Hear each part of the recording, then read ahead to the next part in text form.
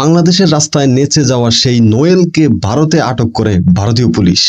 ভারত সফর গিয়ে বিপাকে পড়লেন জনপ্রিয় জার্মান কন্টেন্ট ক্রিয়েটর।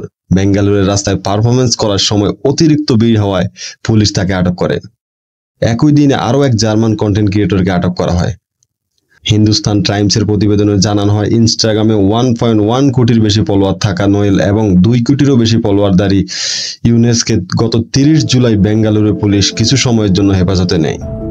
নোয়েল মূলত তার চমকপ্রদ স্ট্রিট ডান্স এবং হঠাৎ অ্যাপ্রো হেয়ার প্রকাশ করে পারফর্ম করার জন্য পরিচিত। ওই দিনই পারফর্ম করতে গিয়ে এত বড় জনসমাগম হয় যে পুলিশ হস্তক্ষেপ করতে বাধ্য হয়। এদিকে শাহরুখ আমিরের রেকর্ড ভাঙল সাইয়ারা। মোহিত সুরির পরিচালনা, অহন পান্ডে ও অনিত পান্ডা অভিনীত সাইয়ারা সিনেমা ইতিমধ্যে বক্স অফিসে রেকর্ড তৈরি করেছে। সম্প্রতি মুক্তি পাওয়া এই সিনেমাটি বলিউডের সর্বোচ্চ ব্যবসা সফল সিনেমার তালিকায় 26তম স্থানে উঠে এসেছে। এ পর্যন্ত সাইয়ারার বক্স অফিস কালেকশন 266 কোটি টাকারও বেশি এবং বিশ্বব্যাপী 404 কোটি টাকা, যা ইতিমধ্যেই পেরিয়ে গেছে আমির, শাহরুখ ও অজয় দেবগনের হিট সিনেমাগুলোকে।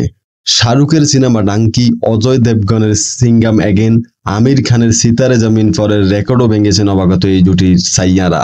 এখানেই শেষ নয়, একই সঙ্গে সিনেমাটি প্রায় ছুঁয়ে ফেলেছে কবির সিং এর সাফল্যকেও।